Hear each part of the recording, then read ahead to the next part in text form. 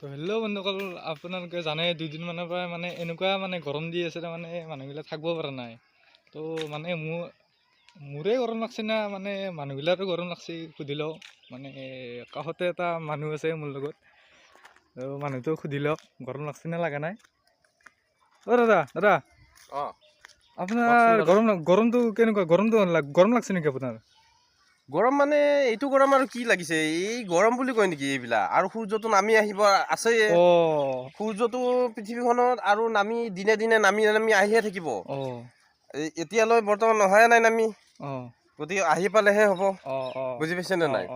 গতিকে এই গৰমনো কি গৰম? এই গৰম একো গৰমে নহয়। আপোনাৰ গৰম লগা নাই? আৰু গৰম লগা নাই। বন্ধুসকলক একবাৰ সুধি লওক বাৰু।